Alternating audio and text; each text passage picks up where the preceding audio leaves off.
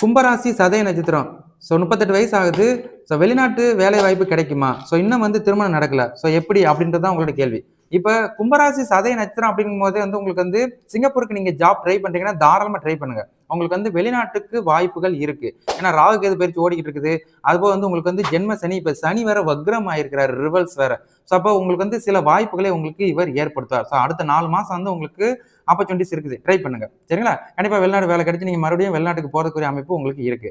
2வது திருமணத்துக்கு நீங்க பொண்ணு தேடிக்கிட்டே இருங்க. காரணம் உங்களுக்கு இப்ப சோ ராகுகேது பயிற்சி ஓடுனால் கூட சில காரிய தடை தடங்களை ஏற்படுத்தினால் கூட குருவோட பார்வையில் ராசிநாதன் இருக்கிற ஒரு காரணத்தினால சோ உங்களுக்கு திருமணத்துக்கும் ஸ்டில் வாய்ப்பு இருக்கு அப்படின்னு உங்களுக்கு நான் படிக்கிறேன். அடுத்த வருஷம் 5வது மாசம் வரைக்கும் ட்ரை பண்ணுங்க.